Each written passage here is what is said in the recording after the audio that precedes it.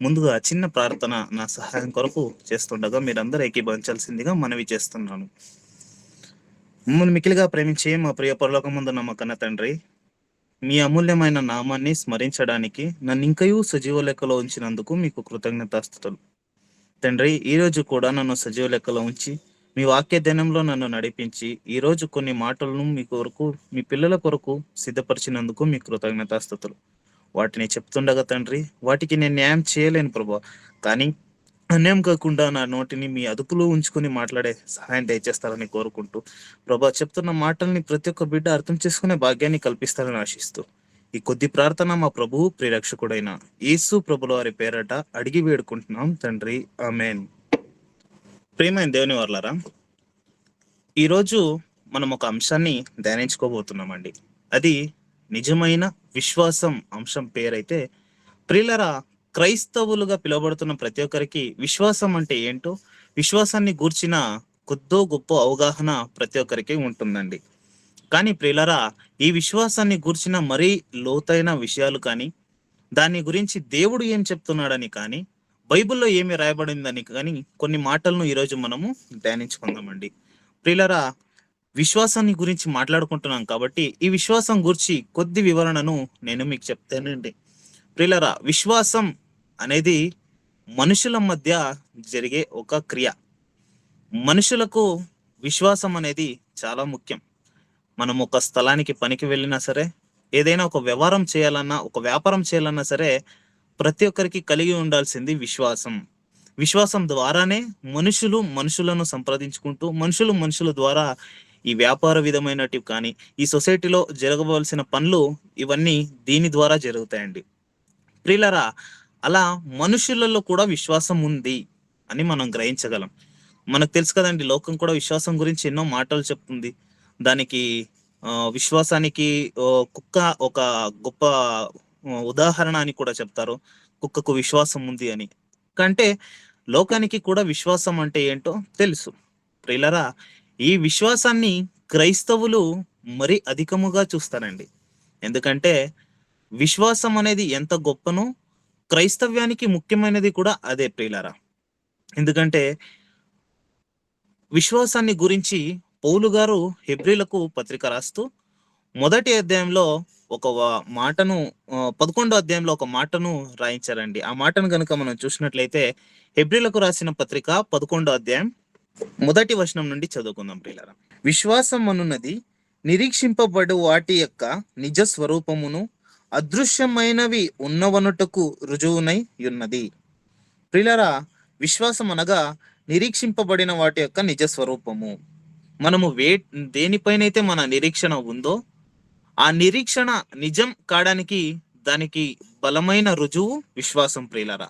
విశ్వాసం వల్లే ఏదైనా సరే నిరీక్షించినది గెలుస్తుంది విశ్వాసం ద్వారా అని దీని అర్థం ప్రియులారా. అలాగే అదృశ్యమైనవి ఉన్నవనుటకు రుజువునై ఉన్నది. విశ్వాసము అదృశ్యమైనవి ఉన్నవనుటకు. అదృశ్యం అనగా ప్రియులారా, మన కళ్ళకు కనపడే ప్రతి ఒక్కటి దృశ్యం, మన కంటికి కనపడని ప్రతి ఒక్కటి అదృశ్యం. ఇలా అదృశ్యాన్ని కూడా దృశ్యపరిచే ఒక్క సాధనమే విశ్వాసం.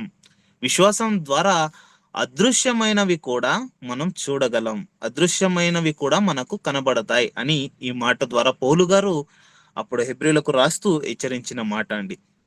ప్రియులరా, ఇలా విశ్వాసం అనేది మనకు భక్తిలో ఉన్న ప్రతి ఒక్కరికి ముఖ్యమండి. ఎందుకంటే దేవుడు అనగా మనతో ఉండడు, మనతో నడుస్తూ ఉండడు, మనకు కళ్ళకు కనపడ్డు అన్నది అందరికీ తెలిసిన విషయం అండి. ఎందుకంటే దేవుడు మనతో ఉంటాడు, భక్తి గల వారితో ఆయన ఉంటాడు, అది ఓకే. కానీ దేవుడు మనిషిలాగా మనతో ఎప్పుడు ఉండడు, మనిషిలాగా కనపడ్డు. కానీ దేవునిని మనం నమ్ముచున్నాం అనేది నమ్మకం మరియు భక్తి అవుతుంది, అంతే అండి. దేవుని పైన మనం క్రైస్తవులు కానీ వేరే మతస్థులు కానీ ఎవరైనా సరే, ఎవరైనా దేవుణ్ణి నమ్మితే అది నమ్మకం మరియు భక్తిగా మాత్రం ఎంచగలం. ఎందుకంటే దేవుడు నాకున్నాడని కానీ, దేవుడి కొరకు నేను భక్తి చేయాలి అని మనిషి ఆలోచన వస్తుంది కాబట్టి, దేవుని పైన నమ్మకం పెట్టాడు కాబట్టి అదొక నమ్మకంగా కానీ భక్తిగా కానీ మాత్రం ఎంచగలం. ఈ విశ్వాసానికి మధ్యలో ఎలా విశ్వాసాన్ని మనము కనిపెట్టాలంటే ప్రియులారా, దేవుణ్ణి మనం నమ్మేది నమ్మకం అయితే, నమ్మిన దేవుడు మన కొరకు పని చేయాలంటే, నమ్మిన దేవుడు మనతో ఉన్నాడని రుజువుపరచాలంటే, దానికి అవసరమైన ముఖ్యమైనదే విశ్వాసం. విశ్వాసం ద్వారానే దేవుణ్ణి మనము మన మధ్యలోకి తీసుకొని రావచ్చండి. విశ్వాసం ద్వారా దేవుని కార్యాలను ప్రపంచానికి చూపేయచ్చు ప్రియులారా. ఇలా నమ్మకానికి దేవునికి మధ్యలో ముఖ్యమైనదే విశ్వాసం. నమ్మి ఉన్న దేవుడు మన కొరకు ఏదైనా చేయాలంటే దానికి ముఖ్యమైన కారణం విశ్వాసం అన్నది భక్తులుగా ఉన్న ప్రతి ఒక్కరిలో ఉండాలి. ప్రియులారా, ఈ విశ్వాసాన్ని గురించి మన బైబిల్ గ్రంథంలో విశ్వాసంలో బ్రతికి ఉన్న భక్తుల గురించి కొన్ని మాటలు కనుక మనం చూసినట్లయితే, మనందరికీ తెలుసండి, నోవహు గారి కాలంని మనం తీసుకున్నట్లయితే, నోవహు గారు తమ తరంలో ఆయన మాత్రం నీతిమంతుడు. తమ తరం అంతా ఈ లోక సంబంధమైన విషయాలలో మునిగి నాశనమవడానికి సిద్ధంగా ఉన్నవారు. అలాంటి తరంలో దేవుడు వారికి ప్రత్యక్షమై, ఈ తరములో నువ్వు మాత్రం నీతిమంతుడువు, నిన్ను నేను కాపాడుతాను, నీ కొరకు నువ్వు ఓడను సిద్ధపరచుకో. ఎందుకు ఓడ అనగా, జలప్రళయము ఇక్కడికి వస్తుంది అని దేవుడు నోవహు గారితో చెప్పారండి. జలప్రళయం అనేది అప్పటికి నోవహు గారు చూడలేదు. జలప్రళయము ఎంత భయంకరం అనేది అప్పటికి ఆయన చూడలేదు. అయినప్పటికీ నోవహు గారు ఏ ఆధారాలు లేకుండా కూడా ఓడను కట్టారు. ఆ ఓడ కట్టడానికి ఎన్నో సంవత్సరాలు పట్టాయని కూడా మనకు తెలుసు. అన్ని సంవత్సరాలు ఓడ కట్టడానికి ముఖ్యంగా కారణమైన ఒక విషయం నోవహు గారి విశ్వాసం. విశ్వాసం ఉండడం బట్టే నోవహు గారు ఆ రోజు అదృశ్యమైన ఆ దేవుని మాటను కూడా తను విశ్వాసం ద్వారా నమ్మి ఓడను కట్టారు. ప్రియులారా, అలా విశ్వాసం ద్వారా ఓడను కట్టిన తర్వాత ఏమైందో మనందరికి తెలుసు. ఒకసారి బైబిల్లో నేను చూసినట్లయితే ఆదికాండ గ్రంథం 6వ అధ్యాయం 14వ వచనం ఒకసారి చూద్దాం ప్రియులారా. చితి సారకపు మ్రానుతో నీ కొరకు ఓడను చేసుకొనుము. ఆరలు పెట్టి ఓడను చేసుకుని లోపటను వెలుపటను దానికి కీలు పూయవలెను.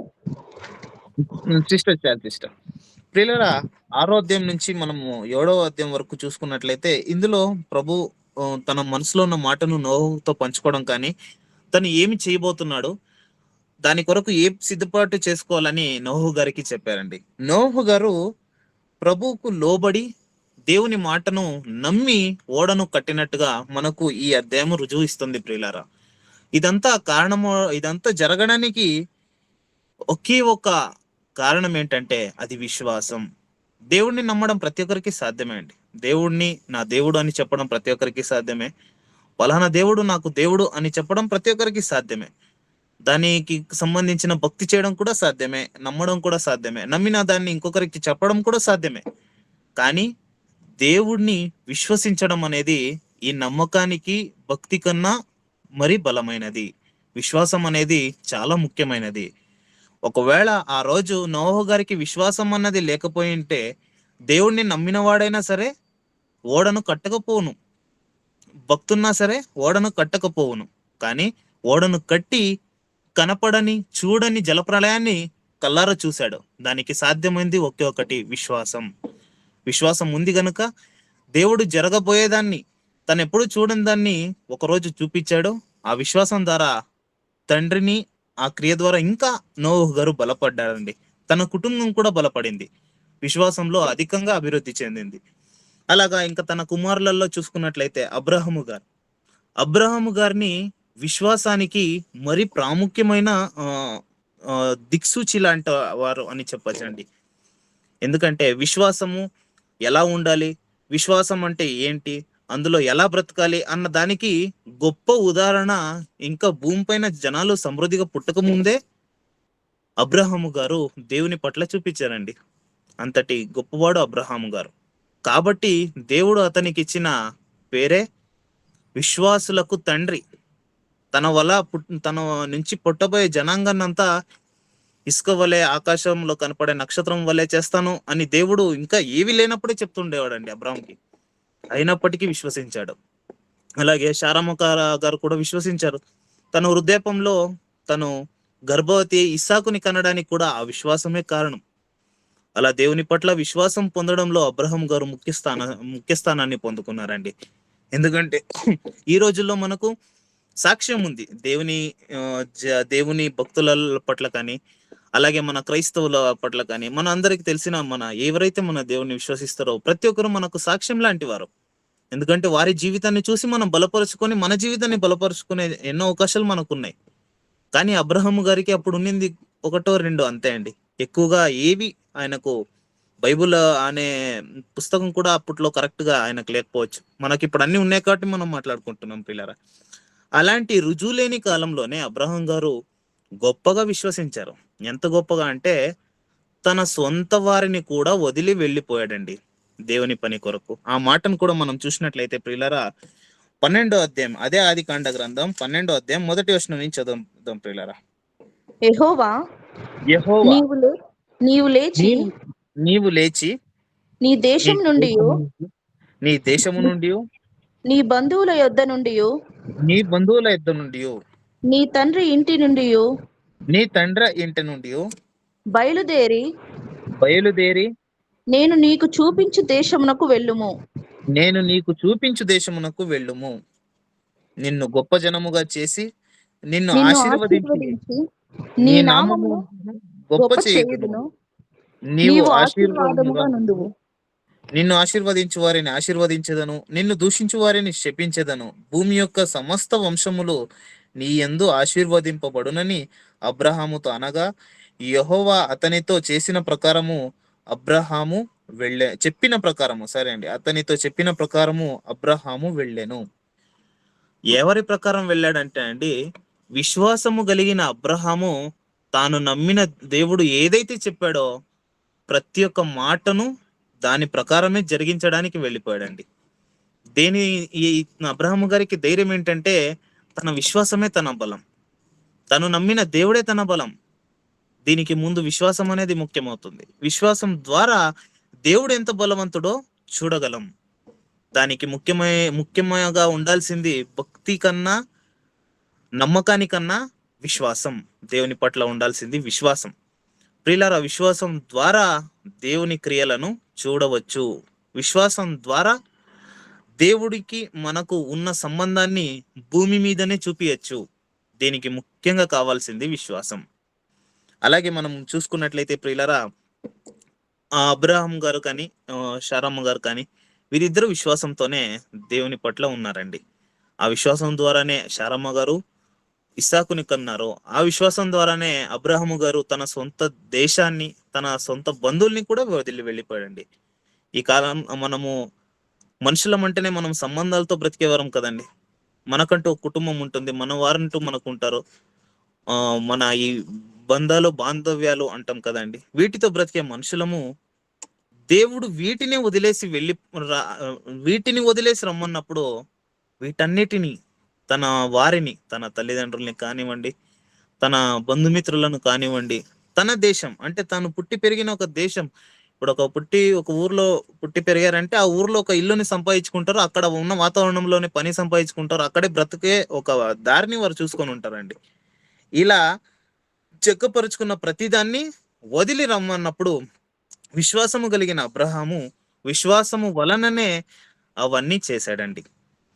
విశ్వాసానికి తండ్రి అబ్రహాము ఊరికే కాలేదు ప్రియులారా. ఇలాంటి గొప్ప త్యాగాన్ని విశ్వాసం ద్వారా అబ్రహాము చేశారు కాబట్టి విశ్వాసులకు తండ్రి అయ్యారు ప్రియులారా. అలాగే మోషే గారు, తర్వాత కాలంలో వచ్చిన మోషే గారిని కూడా మనం చూసినట్లయితే ప్రియులారా, మోషే గారు కూడా ఐగుప్తు రాణి యొక్క కుమారుడు అనిపించుకునే ఒక స్థాయి ఉన్నప్పటికీ, తను అన్నిట్లో వీరుడు శూరుడు ఐగుప్తులో అయినప్పటికీ తాను కూడా ఒక రోజు అంటూ వచ్చినప్పుడు వీటిని వదిలేసి వెళ్ళిపోయాడండి.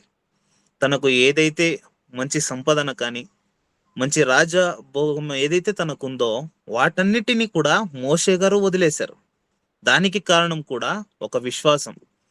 మోషే గారికి కూడా ఉంది విశ్వాసం ప్రియులారా. కాబట్టి తను తన ఎవరైతే తన్ని పుట్టినప్పటి నుంచి చూసుకొని పెంచి తనకు రాజకుమారునికి ఉండాల్సిన ప్రతి ఒక్క వాటిని నేర్పించిన తన సొంత ఇల్లుని దేవుని పని కోసం, దేవుని పిల్లలను నడిపేయాలని, దేవుని పిల్లల కోసం ఆయన దాన్ని వదిలేసి వచ్చాడండి. ఆ అవి ఏవైతే రాజులగా ఉన్నప్పుడు మనకు తెలుసు కదండి, వారి భోజనాలు ఎలా ఉంటాయి, రాజులకు కావాల్సిన ప్రతి ఒక్కటి అద్భుతంగానే ఉంటది. ఇలాంటి వాటిని మోషే గారు విశ్వాసం ద్వారా వదిలిపెట్టి వచ్చేసారు ప్రియులారా. ఈ విశ్వాసానికి, ఇంత గొప్ప విశ్వాసానికి తన తల్లి కూడా కారణమే అండి. మోషే గారి తల్లి రాజాజ్ఞ అయినప్పుడు, పసిపిల్లల్ని చంపేయాలి అనే రాజాజ్ఞ అయినప్పటికీ కూడా, రాజులు ఎంత క్రూరంగా ఉంటారో, మాట తప్పితే ఎంత పెద్ద శిక్ష పడుతుందని తెలిసినప్పటికీ కూడా, మోషేను దేవుని కొరకు పెంచాలి అన్న ఆలోచన కలిగి తన తల్లి మోషే గారిని ఆజ్ఞ అయిన తర్వాత 3 నెలలు దాచిపెడుతుందండి. తన వల్ల ఎంతైతే అంతవరకు దాచిపెట్టే ప్రయత్నం చేస్తుంది. అది 3 నెలల వరకు. రాజాజ్ఞ అయిన తర్వాత 3 నెలలు కాపాడిన తర్వాత తనకు చాలా ఇబ్బంది పడి ఇంక అవ్వదు, తనని ఎలాగైనా నా బతకాలంటే వదిలేద్దాం అన్నట్టు తనను 3 నెలలు కాపాడి తర్వాత వదిలేసింది. కానీ దేవుడు అప్పటికి మోషేని వదలలేదు. తల్లి వదిలేసిన తర్వాత దేవుడు తనను పట్టుకొని ఒక రాజ్యానికే రాజకుమారునిగా తనను ఎదుగజేసి అక్కడి నుంచి మరలా దేవుడు తన జనాల కోసం పిలిచాడండి. తన జనాల కోసం ఆయన తన 80 వయసులో దేవుని కొరకు ముందడుగేసి వచ్చాడు. దీనికి కారణం విశ్వాసం. ఇన్ని లక్షల మందిని నడిపించాలి అంటే తన వల్ల కాదండి. యాక్చువల్ గా చెప్పాలంటే తన వల్ల కాదు. ఎందుకంటే తను వృద్ధాప్యంలో ఉన్నాడు. వృద్ధాప్యంలో ఉన్న వారిని మనం గమనించినట్లయితే ప్రియులరా, వారికి తమ సొంత పనులు చేసుకోవడమే కష్టంగా మారుతుంది. ఎందుకంటే వారు వృద్ధాప్యంలో ఉంటారు. వారికి వయస్సులో ఉన్న వారి ఇలా శక్తి వాళ్ళకు ఉండదు ప్రియులరా. ఎందుకంటే ఆ ఏజ్ అంతా దాటిన తర్వాత వాళ్ళు ఇంకా విశ్రాంతి పొందే సమయం గనుక, ఏ వృద్ధుడైనా సరే, ఏ వృద్ధురాలైనా సరే, కొంత వయస్సు వృద్ధాప్యానికి వచ్చిన తర్వాత వారి తమ సొంత పనులు చేసుకోవడమే కష్టంగా మారుతుంది. ఎందుకంటే దేహం సహకరించదు, శక్తి సరిపోదు. ఇలాంటి వృద్ధాప్యంలో ఉన్న మోషే 6 లక్షల మందిని వాగ్దాన భూమికి దేవుడు ఎలా వెళ్ళమంటే అలా వెళ్ళి, ఏది చేయమంటే అది చేసి నడిపించాడు ప్రియులరా. దీనికి ముఖ్య కారణం తనకు దేవుని పైన ఉన్న విశ్వాసం దేవుని మీద ఉంచి, దేవుడు ఏదైతే తనకు చెప్పాడో దానికి ముందడుగు వేశాడు అంతే అండి. దేవుని పైన విశ్వాసం ఉంచి ముందడుగేశాడు అంతే. ఎవరిపైన విశ్వాసం ఉంచాడో ఆయన వదలలేదు. విశ్వాసం ఉంచాడు కాబట్టి ప్రతిదీ సాధ్యం చేశాడు. మనుషులు కూడా చేయలేని పని మోషే ద్వారా దేవుడు చేయించాడు. దీనికి ముఖ్య కారణం విశ్వాసం. ప్రియులారా, మరలా చెప్తున్నాను, భక్తి కానీ నమ్మకం కానీ ప్రతి ఒక్కరికి ఉంటుంది. అది దేవుడు అని నమ్మే ప్రతి ఒక్కరికి భక్తి నమ్మకం ఉంటుంది. వారికి సంబంధించిన భక్తి చేస్తారు, వారికి సంబంధించిన నమ్మకాన్ని చూపిస్తారు. ఇతరులు అడిగినప్పుడు నువ్వేంటి, నువ్వెవరు నమ్ముతావు అన్నప్పుడు వారికి ఉన్న నమ్మకాన్ని చూపించగలరు. కానీ మోషే గారు కానీ, అబ్రహాం గారు కానీ, ఎవరైతే భక్తులు ఉన్నారో మనకు తెలుసు కదండి, మనకు సాక్షి సమూహం మేఘం వల్లే ఉందని. ఒక మేఘం ఎలాగైతే ఎంత పెద్దగా ఉంటుందో అంత పెద్ద సమూహం మనకు బైబిల్లో మనం జీవితాలు బాగుపడడానికి మన కొరకు ఉన్నారని మనకు తెలుసు కదండి. ఇలా నడిచిన ప్రతి ఒక్కరిలో భక్తి, భయము ఉండేదైతే దానికన్నా అధికంగా ఉండేది విశ్వాసం. దేవుని పట్ల వారికి ఉన్న విశ్వాసం ద్వారా వారు అదృశ్యమైనవి దృశ్యముగా ఉన్నట్టు చూపించగలిగారు లోకంలో ఉన్నప్పుడే. దీనికి ముఖ్యంగా కావాల్సింది విశ్వాసం ప్రియులరా. అలాగే ప్రియులరా, ఇంకా మనం చూసినట్లయితే దావీదు గారు చిన్న కుర్రాడు. ఆయనకు తన సమయం వచ్చినప్పుడు తన చిన్న పిల్లవాడు. తన ముందున్నది చాలా ఎత్తు, చాలా బరువైన మనిషి గొలియాతు. మనిషే కాదనుకోవచ్చండి, ఎందుకంటే మనుషులు ఎవరు అంత నార్మల్గా ఉండరు. తను అందరికన్నా ఎత్తు, అందరికన్నా అలా ఉన్న వ్యక్తి గొలియాతు. అలాంటి గొలియాతు ఎదురుగా వస్తే ఏ మనిషికైనా మొదట పుట్టాల్సింది భయము. అప్పుడు ఇశ్రాయేల్ అందరికీ పుట్టింది అదే. అందుకే ఎవరు గొలియాతుని ఎదురేసుకోవడానికి వెళ్ళలేదండి. తన ఎదురు ఎవరు వెళ్ళలేదు. అందరూ గొలియాతుని చూడడమే కాదు కానీ తన స్వరం వింటేనే దాచుకుని గుడారాల్లో దాచుకున్న సాక్ష్యాలు మనకు బైబిల్లో ఉన్నాయి. అలాంటి గొలియాతును చూస్తే ఎవరికైనా మొదట పుట్టాల్సింది భయం. కానీ దావీదు గారికి పుట్టింది విశ్వాసం. అది ఎలాంటిదంటే అలాంటి గొలియాతుని కూడా కొట్టగలడు, అలాంటి గొలియాతుని నేను చంపగలను అన్న విశ్వాసం దావీదు గారికి ఉందండి. ఎందుకు ఆయనకు అంత విశ్వాసం అంటే తాను చిన్నప్పటి నుంచి విశ్వసించింది దేవుణ్ణి గనుక. ఆ దేవుడు ఎలాంటి వాడో చిన్నప్పటి నుంచి తనకి ఎవరు నేర్పించారో తెలియదండి ప్రియులారా. చిన్నప్పటి నుంచే తన దేవుణ్ణి విశ్వసించేది దావీదు గారు అలవాటు చేసుకున్నారు. తన విశ్వాసం తన చిన్న వయసులో ఎలా ఉందంటే, ఒక 2 రాజ్యాల మధ్యలో యుద్ధం జరుగుతుందండి. యుద్ధం అనగానే అక్కడ శూరులు వీరులు ఉండే స్థలం. చేతగాని వాళ్ళు కానీ, యుద్ధం చేయలేని వారు కానీ, సామాన్య జనాలు ఎప్పుడూ యుద్ధ భూమిలో ఉండరు. యుద్ధ భూమిలో ఎదుటి వారైనా వారి విరోధులైనా సరే బలవంతులు, శూరులు, వీరులు ఇలా ఉంటారు యుద్ధంలో. ఇలాంటి యుద్ధ రంగంలోకి ఒక చిన్న పిల్లవాడి ద్వారా దేవుడు గొలియాతును చంపించాడు. దీనికి ముఖ్య కారణం విశ్వాసం. విశ్వాసం ఉంది గనుకనే దావీదు చేతిలో గొలియాతు చనిపోయాడండి. భక్తి నమ్మకము ఇశ్రాయేలీయులందరికీ దేవుడి పైన ఉంది, కానీ చనిపోయింది మాత్రం దావీదు చేతిలో. ఎందుకంటే దావీదుకు దేవుడు అంటే విశ్వాసం, దేవుడికి దావీదన్న కూడా విశ్వాసం. ఇలా వీరి అన్యోన్య సంబంధాలు లోకంలో ఉన్న ప్రతి ఒక్క జనాలకి ఆ రోజు గొలియాతుని చంపడం ద్వారా తెలిసిందండి. విశ్వాసం అనేది ఎంత గొప్పదో అప్పుడే దావీదు గారు రుజువుపరిచారు తన బాల్యంలోనే. అలా మనం చూసినట్లయితే ప్రియులరా, దావీదు గారి కన్నా ముందు ఉన్న సమూయేలు గారు కానీ, వారి తల్లిని మనం చూసినట్లయితే ప్రియులరా, వారి తల్లి గారు కూడా చాలా గొప్పవారండి.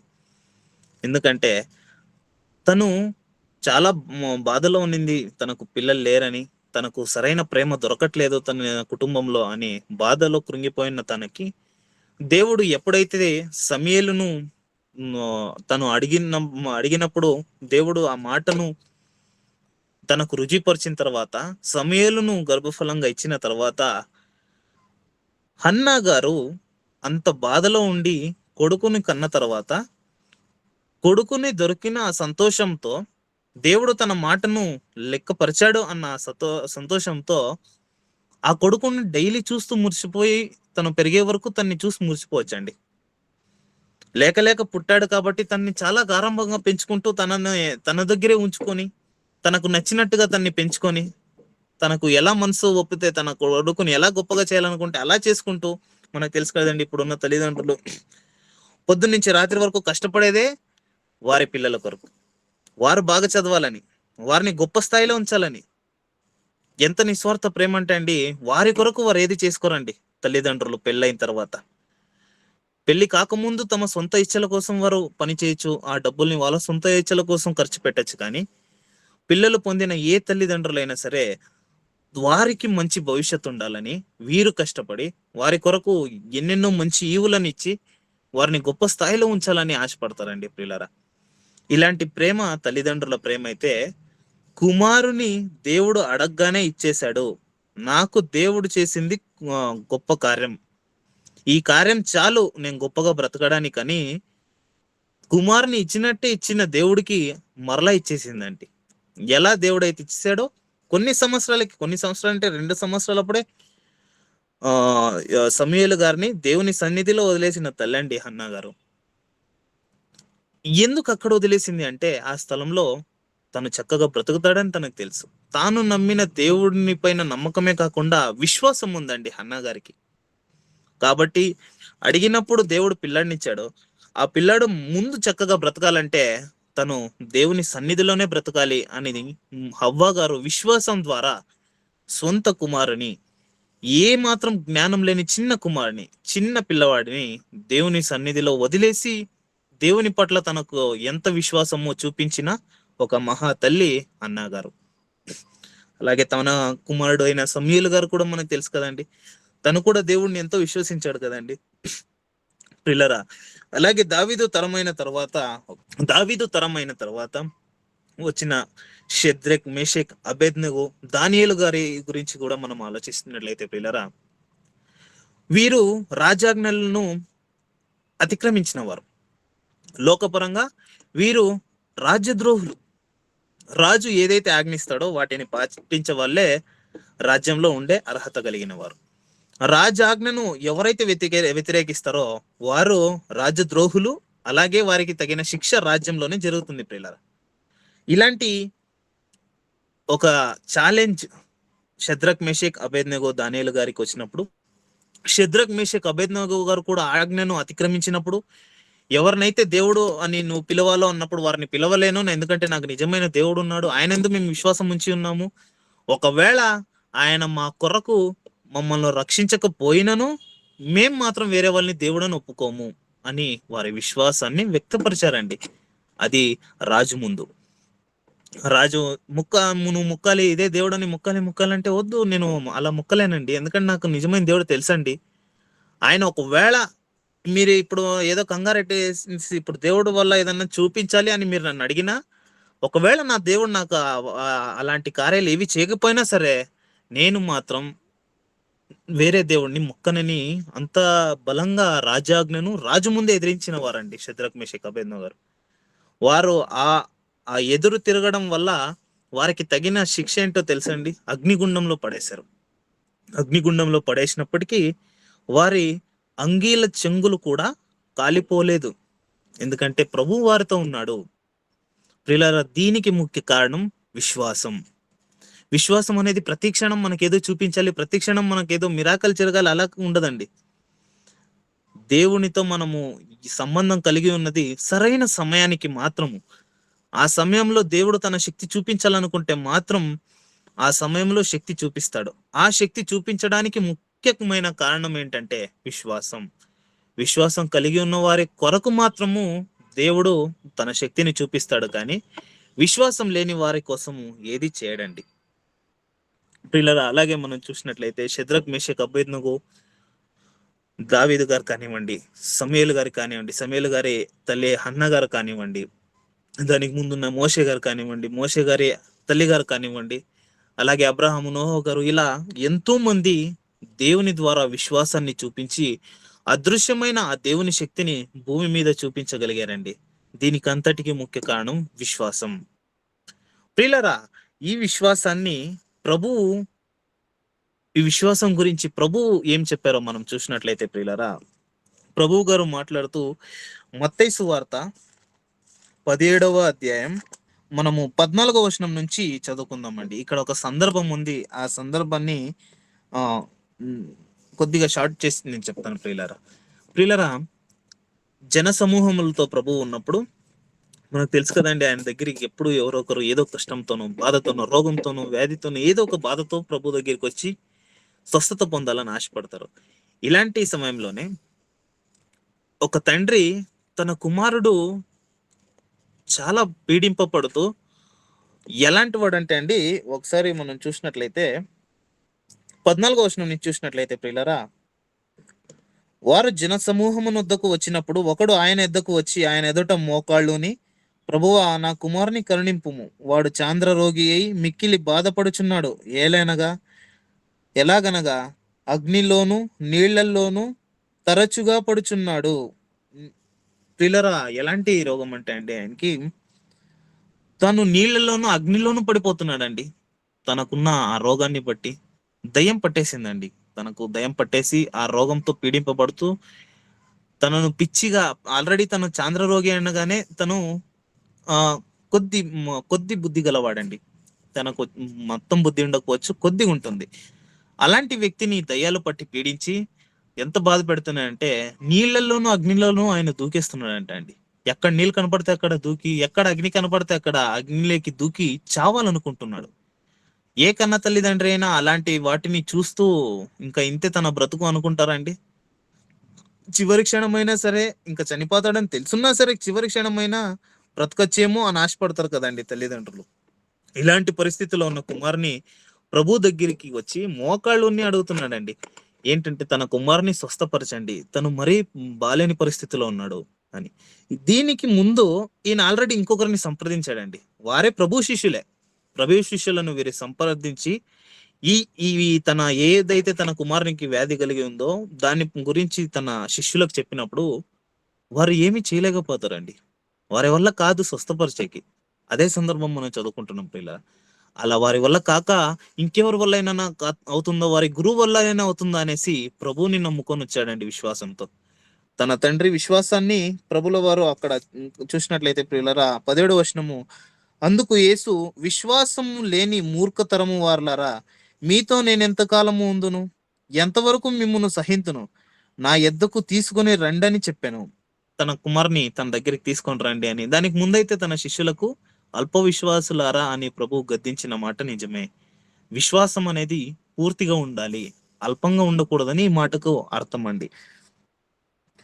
తర్వాత తీసుకొని రండని చెప్పి అందుకు యేసు 18వ వచనం ప్రియులారా, అంతటా యేసు అంతటా యేసు ఆ దెయ్యమును గద్దింపగా అది వానిని వదిలిపోయెను. ఆ గడియ నుండి ఆ చిన్నవాడు స్వస్థత నొందెను. ప్రియులారా, ఇక్కడ మనం గమనించాల్సింది, విశ్వాసం ద్వారా స్వస్థత పరచబడతాం. విశ్వాసం ఉంటే చాలు, ప్రభు దాన్ని సాధ్యపరిచి చూపిస్తాడని మనకు అర్థమైంది. అలాగే ఇంకో మాట కూడా ప్రభు చెప్తున్నారు, అల్ప విశ్వాసం కలిగి ఉండకూడదు. అల్ప విశ్వాసం ద్వారా కొన్ని పనులు జరగవని ప్రభువే సాక్ష్యం ఇస్తున్నారండి.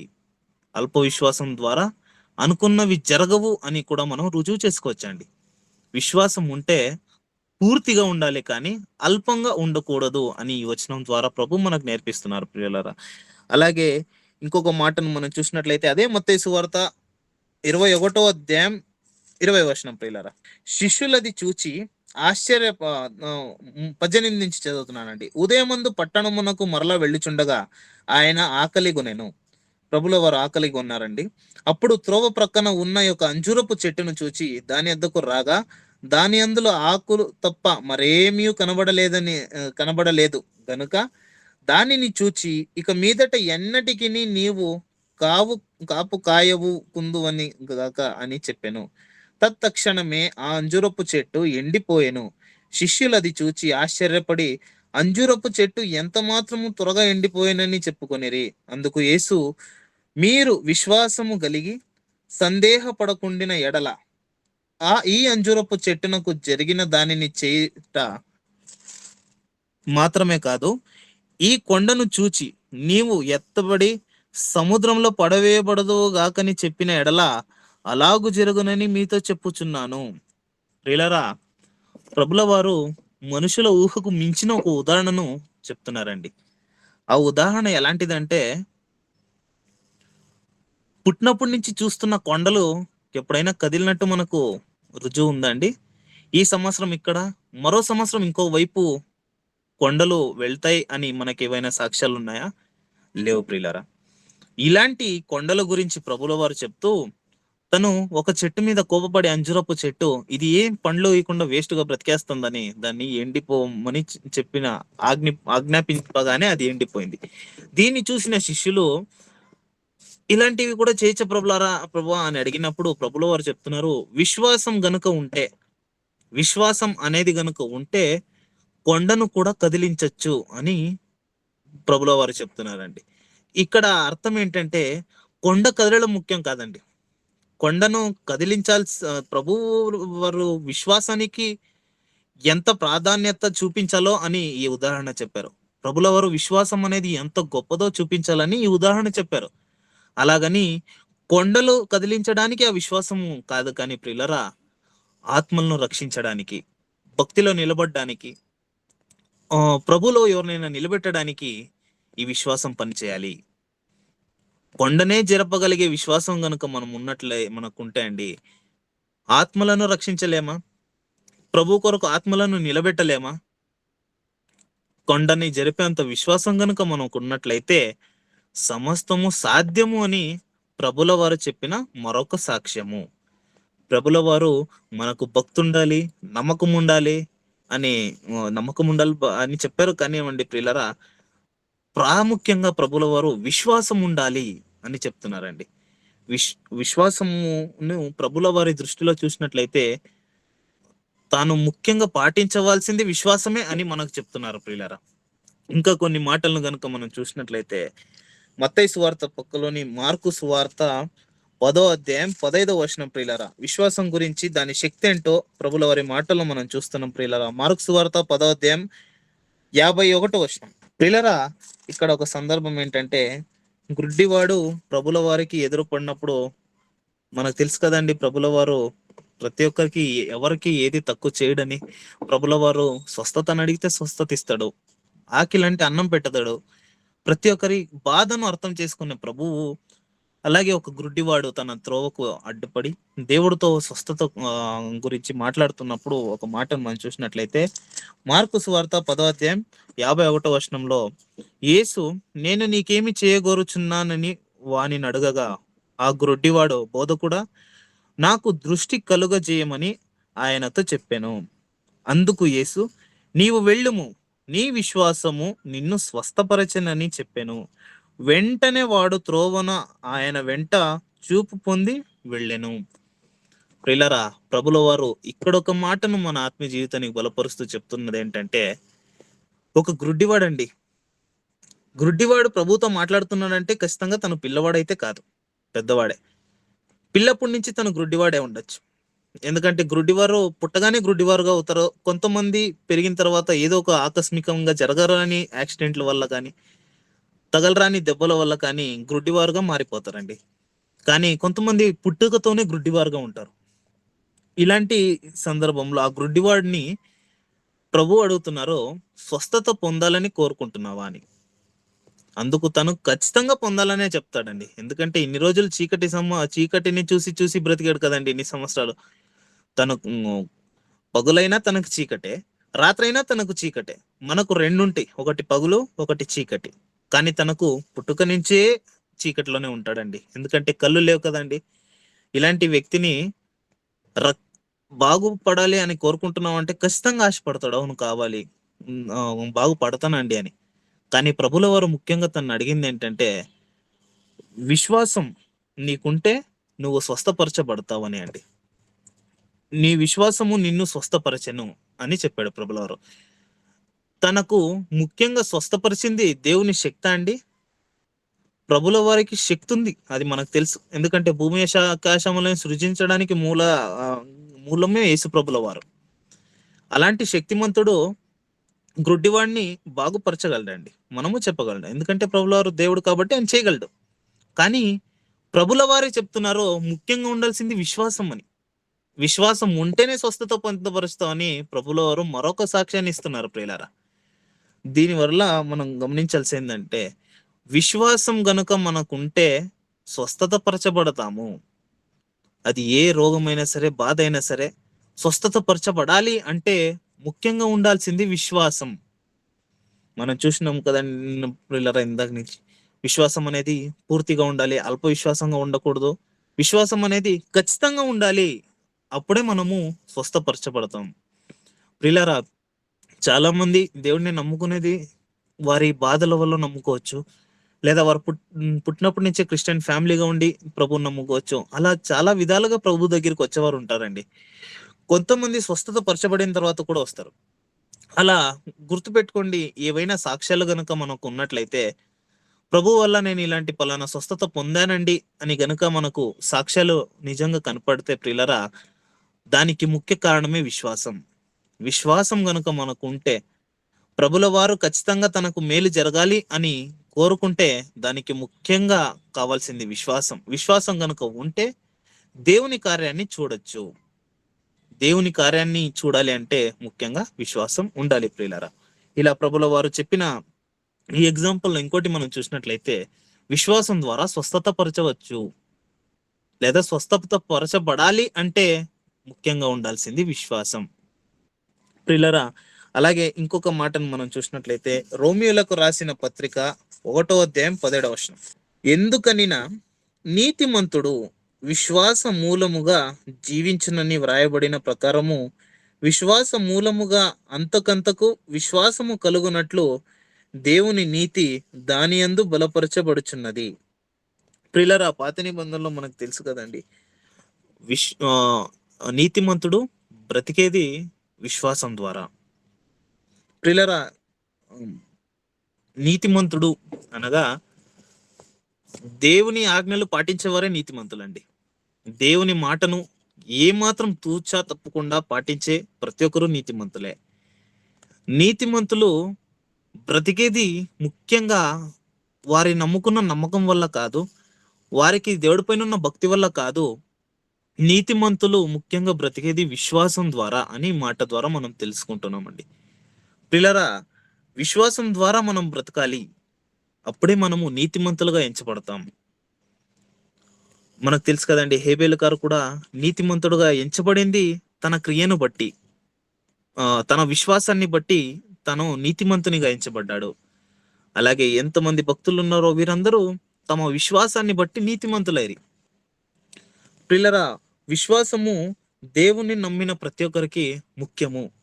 విశ్వాసం ద్వారానే మన భక్తి ప్రయాణం దేవునితో కలిసి ఉండాలి అని చెప్తుంది బైబిల్.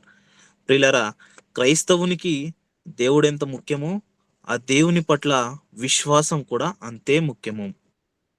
విశ్వాసం ద్వారా మనం ఏం చేయొచ్చు అని ప్రభుల వారు చెప్పారు కదండి. విశ్వాసం ద్వారా జరగలేనివి కూడా జరుగుతాయండి. మనుషులు ఎన్నడూ చూడని స్వస్థతలు, మనుషులు ఎన్నడూ చూడని ఆశ్చర్య క్రియలు జరగాలంటే ముందుగా దేవునికి మనకు మధ్య విశ్వాసం ఉండాలి. దేవుడికి మన పైన ఉండాలి, మనకు దేవుని పైన ఇంకా ఎక్కువ ఉండాలి. దేవుడు మనల్ని విశ్వసించడం ఎంతో గొప్ప భాగ్యం అండి. కానీ మనం దేవుడిని విశ్వసించడం అనేది గొప్ప ఛాలెంజ్. అందరూ నమ్మొచ్చు, అందరూ భక్తిగా ఉండొచ్చు, కానీ దేవుని యందు విశ్వాసం ఉండాలి. విశ్వాసం అనేది మనం ముందు వచనంలో చూసుకున్నట్లు, లేని వాటిని ఉన్నవనుటకు రుజువునై ఉన్నది, ఆ రుజువుకు కారణమే విశ్వాసం అని మనం చూసినప్పుడు. ఇలా అలాగే విశ్వాసం గురించి మరొక మాట చూసినట్లయితే, మనము బ్రతకాలంటే దేవునిలో చక్కగా బ్రతకాలి, దేవునిలో బలంగా బ్రతకాలి అంటే, దేవుని కొరకు బ్రతకాలంటే, దేవుడు మన కొరకు ఏదైనా చేయాలంటే ముఖ్యమైనది విశ్వాసం అని తెలుసుకున్నాం కదా ప్రియులారా. అలాగే అదే రోమీలకు రాసిన పత్రిక 10వ అధ్యాయము 17వ వచనంలో ఆ విశ్వాసం ఎలా పుడుతుంది, ఆ విశ్వాసం పుట్టాలంటే కారణం ఏంటో చెప్తున్నారు. అదొకటిసారి చూసినట్లయితే రోమీలకు రాసిన పత్రిక 10వ అధ్యాయం 17వ వచనం, కాగా వినుట వలన విశ్వాసము కలుగును, వినుట క్రీస్తును గూర్చిన మాట వలన కలుగును. అయినను నేను చెప్పినదేమనగా వారు వినలేదా, విన్నారు కదా. ప్రియులారా, ఇక్కడ మొదటి మాట చూసినట్లయితే వినుట వలన విశ్వాసం కలుగుతుందండి. విశ్వాసం ఎక్కడ పుడుతుంది అని మనం చూసినట్లయితే, విశ్వాసం అనేది వినే దాన్ని బట్టి, అంటే చెవుకి పని పెట్టినప్పుడు మనకు విశ్వాసం పుడుతుంది. ఒక వినడం వల్ల విశ్వాసం పుడుతుంది. దానికి అంటే ముఖ్యంగా క్రీస్తును గూర్చిన మాట వల్ల వినాలి. వింటే విశ్వాసం పుడుతుంది నిజమే, కానీ విశ్వాసం పుట్టాలంటే అన్ని వింటే పుట్టదండి. ప్రతి ఒక్కటి వింటే పుట్టవు. ప్రభువును గురించిన మాట మాత్రమే విశ్వాసం పుట్టింపగలదు. ఎన్నో మాటలుంటే ఎంతో మంది మాట్లాడేవారు ఉంటారు, అవన్నీ వింటే మనకు విశ్వాసం రాదండి. విశ్వాసానికి ముఖ్య కారణం ప్రభువును గురించిన మాట. ప్రభువును గురించిన మాటను ఎవరైతే వింటారో వారికి విశ్వాసం ఖచ్చితంగా వస్తుంది. ఖచ్చితంగా వారు విశ్వాసంతోనే బ్రతుకుతారని ప్రభుల వారు చెప్తున్నారండి. ఇలా ప్రియులారా, విశ్వాసం అనేది చాలా గొప్పది. మన పూర్వీకులు దాని ద్వారా బ్రతికారని, విశ్వాసం ద్వారా ఎన్ని అద్భుతాలు చేయొచ్చని, విశ్వాసం ఎంత ముఖ్యమని ప్రభువుల వారు చెప్పిన మాటలు కూడా మనం చూసాము. అలాగే ప్రియులారా, ఈ విశ్వాసం అనేది క్రైస్తవులుగా బ్రతుకుతున్న మనకు చాలా ముఖ్యం. విశ్వాసం ద్వారా అదృశ్యమైనవి జరగరానివి కూడా జరుగుతాయండి. దాని కొరకు నమ్మకము, భక్తి ఉంటే సరిపోదు. వాటి వల్ల ఏది జరగదు. వాటి వల్ల భూలోకంలో వేరే వాళ్ళకి తెలుస్తుంది అంతే అండి మనం ఎవరని. కానీ విశ్వాసం ద్వారా మనం నమ్మిన దేవుడేంటో, మనము ఎలాంటి భక్తిలో ఉన్నాము, ఎలాంటి విశ్వాసం దేవుని పైన మనకుందో, మనకు దేవుడు ఎలాంటి విశ్వాసాన్ని చూచి మనకు ఆశ్చర్య కార్యాలు చేస్తాడో, ఇవన్నీ జరగాలంటే ముందుగా నిజమైన విశ్వాసం, అది సంపూర్ణ విశ్వాసం మనకు ఉండాలి ప్రియులారా. అల్ప విశ్వాసం ఉండకూడదు, అలాగని విశ్వాసమే లేకుండా బ్రతకూడదు. విశ్వాసం ఉండాలి, దాన్ని అధికంగా దేవుడిలో ఉండాలి, సంపూర్ణంగా దేవుడిలో ఉండాలి ప్రియులారా. ఇలా విశ్వాసంతో బ్రతకాలంటే మనకు ముఖ్య కారకుడు ఎవరో ఒకసారి చూద్దామా ప్రియులారా. అదే హెబ్రీయులకు రాసిన పత్రిక 12వ అధ్యాయం 1వ వచనం. హెబ్రీయులకు రాసిన పత్రిక 12వ అధ్యాయం 1వ వచనం మనం చూసినట్లయితే, నేనే చదువుతానండి. ఇంత గొప్ప సాక్షి సమూహము మేఘము వలె మనలను ఆవరించి ఉన్నందున మనము కూడా ప్రతి భారమును సులువుగా చిక్కులు పెట్టే పాపమును విడిచిపెట్టి విశ్వాసమునకు కర్తయు దానిని కొనసాగించువాడునైన యేసు వైపు చూచుచు మన ఎదుట ఉంచబడిన పందెములో ఓపికతో పరిగెత్తుదుము. పిల్లరా, మనందరికీ తెలుసు కదండి, లోకంలో మనము పోరాడుతున్నాం, లోకాశలతో పోరాడుతున్నాం, అలాగే పరలోకం కొరకు పోరాడుతున్నాం. ఈ లోకంలో మనకు ఏవైతే సాతాను వల్ల ఎదురయ్యే ఆటంకాలు కానీ, దేవుడు మనకి ఏ పందెంలో అయితే పరిగెత్తాలి అని పెట్టాడో ఆ పందెంలో కానీ, ఈ పందెంలో పరిగెడుతున్న మనకు ఒక గొప్ప సాక్షి సమూహం ఉందండి. అదే విశ్వాస వీరుల జాబితా. గొప్ప సాక్ష్య సమూహం మనకుంది. ఈ గొప్ప సాక్షి సమూహము కూడా విశ్వసించింది ప్రభువును. ఈ గొప్ప సాక్ష్యం ఏర్పడిందే ప్రభువును విశ్వసించడం వల్ల. దీని అంతటికి ముఖ్య కారణమే విశ్వాసం. అలా విశ్వాసానికి మూల కారకుడు ఎవరంటే అండి, ప్రభుల వారు. దానికి కర్తయు దానిని కొనసాగించువారు. దాన్ని పుట్టించిన ఆయన, దాన్ని బ్రతకనిచ్చిన ఆయన యేసు ప్రభుల వారే. ఆయనే విశ్వాసానికి మూల కారకుడు. క్రైస్తవులుగా బ్రతుకుతున్న మనము ప్రభుల వారిని చూస్తూ ఆయన యందు విశ్వాసం ఉంచి, సంపూర్ణమైన విశ్వాసం ఉంచి, మనకు దేవుడు ఏదైతే పరుగు పందెమని పెట్టాడో వాటిలో గెలవాలంటే ప్రభువును చూచి ఆయనను విశ్వాసించి బ్రతకాలని ప్రభుల వారు చెప్తున్నారండి. యేసు వైపు చూస్తే చాలు, ఎందుకంటే ఆయనే విశ్వాసానికి కర్త. ఆయన చాలండి, మనకి ఇంకెవరొద్దు. కాబట్టి ఆయన వైపు చూడమని చెప్తున్నారు. ఆయన వైపు చూస్తే చాలు, ఇంకా మిగతాదంతా విశ్వాసం ద్వారా దేవుడే నడిపించి మన పట్ల చేయిస్తాడని దాని అర్థం. ప్రియులారా, ప్రభుల వారు విశ్వాసాన్ని మనం ప్రభు పట్ల ఎప్పుడూ ఉండాలి. ప్రియులారా, భక్తి, భయము అనేది, నమ్మకం అనేది మనకు ఉంటాయి, ఖచ్చితంగా ప్రతి ఒక్కరికి ఉంటాయి, లేదా ఎలాగైనా అవి ఖచ్చితంగా వస్తాయండి. కానీ విశ్వాసం అనేది దేవునితో మనం ఎలాగున్నామని, దేవుడు మన పట్ల ఎలాంటి కార్యాలు జరిగిస్తారో అనే దాన్ని బట్టి ఈ విశ్వాసం అనేది తెలియబడుతుంది. ప్రియులారా, దేవునితో మన సవాసం ఏంటో చూపించేది విశ్వాసం. విశ్వాసం కలిగిన ప్రతి ఒక్కరికి అసాధ్యమైనది ఏదీ లేదండి. ప్రభుల వారే చెప్పారు, నమ్ముట నీ వలనైతే నమ్మువానికి సమస్తము సాధ్యము అని కూడా ప్రభుల వారు చెప్పారు. మనం నమ్మాలంతే, విశ్వసించాలంతే. విశ్వసించిన వారికి సమస్తము సాధ్యమని మనం ఎరగాలి. ప్రియులారా, సమస్తము సాధ్యం అంటే దేవుని పని ఏదైతే ఉందో, మనం దేవుని కొరకు ఏదైతే చేయాలనుకుంటున్నామో ప్రతి ఒక్కటి జరగాలన్నా, లేదు మనము చక్కగా విశ్వాసంతో బ్రతకాలి, లోకాశల్లో పడిపోకుండా జాగ్రత్త పడాలి అన్న ప్రభు వారు చెప్పినట్టే ఆయననే చూస్తూ విశ్వాసం కలిగి బ్రతికితే చాలు, మిగతాదంతా దేవుడు మనతో ఉండి చేపిస్తాడండి. విశ్వాసాన్ని సంపూర్ణంగా ఉంచితే చాలు, విశ్వాసమే మనల్ని పరలోకం తీసుకెళ్తుందండి. విశ్వాసము, దేవుని పైన నమ్మకం ఎంత మనకు ముఖ్యమో దేవుని యందు విశ్వాసం కూడా అంతే ముఖ్యం. ప్రియులారా, దేవుని పైన భయభక్తులు కలిగి ఎలా బ్రతుకుతామో దానికన్నా ముందు దేవుని పైన విశ్వాసం ఉండాలి. మన దేవుడు ఎంత శక్తిమంతుడో మనకు తెలుసుకోవాలి. విశ్వాసం ద్వారా ఏమేమి చేయగలమో అనేది కూడా మనం తెలుసుకోవాలి. ప్రియులారా, అలాగే మనందరికి తెలిసింది ప్రియులారా, వినుట వలన విశ్వాసం కలుగుతుంది. ఆ వినుట దేవుని గురించిన మాట, క్రీస్తును గురించిన మాట వినడం వల్ల మనకు విశ్వాసం వస్తుంది. అలాగే మరి విశ్వాసంతో బ్రతకాలంటే ఎలా, సరైన విశ్వాసంతో, చక్కని విశ్వాసంతో దేవుని యందు బ్రతకాలంటే దానికి కూడా ప్రభుల వారే కారణం. దానికి కర్త, దాన్ని కొనసాగించు వాడైన యేసు ప్రభుల వైపు చూస్తూ, మనకు ఏదైతే మనం తెలుసు కదండి, మనం పరదేశులము, యాత్రికులము. ఈ పరుగు పందాన్ని మనం ముగించాలంటే ముఖ్యంగా కావాల్సింది విశ్వాసం. విశ్వాసం క్రైస్తవునికి చాలా ముఖ్యం అని ఈ పాఠం ద్వారా ప్రతి ఒక్కరు తెలుసుకున్నారని ఆశిస్తూ ఈ కొద్ది మాటలను ముగిస్తున్నానండి. ప్రార్థించుకొని ముగించుకుందాం. మమ్మల్ని మిక్కిలిగా ప్రేమించే మా ప్రియ పరలోకం ముందున్న మా కన్న తండ్రి, మీ అమూల్యమైన నామాన్ని మరొకసారి స్మరించడానికి నన్ను ఇంకా సజీవ లెక్కలో ఉంచినందుకు మీ కృతజ్ఞతాస్తుతులు. తండ్రి, ఇప్పటి వరకు మాట్లాడిన నన్ను తండ్రి ఏ అర్హత లేని వాడను, ఏ యోగ్యత లేని వాడను తండ్రి. మీ పరిశుద్ధమైన మాటలను పలుకుతుండగా దయచేసి నన్ను క్షమించవండి. ఏవైనా తండ్రి తెలియక తప్పులు చేసి ఉంటే దయచేసి నన్ను వాటిని సరిపరుచుకునే భాగ్యాన్ని కల్పించండి. ఇప్పటి వరకు ఏవైతే మాటలు మీ ప్రియులతో పంచుకున్నామో ప్రియులారా, ప్రతి ఒక్కటి వారి హృదయంలో భద్రపరుచుకొని వాటి ప్రకారం వారు కూడా జీవించే భాగ్యాన్ని మా అందరికీ కల్పిస్తారని ఆశిస్తూ ఈ కొద్ది ప్రార్థన మా ప్రభువు ప్రియరక్షకుడైన యేసు ప్రభుల వారి పేరట అడిగి వేడుకుంటున్నాం తండ్రి. ఆమెన్.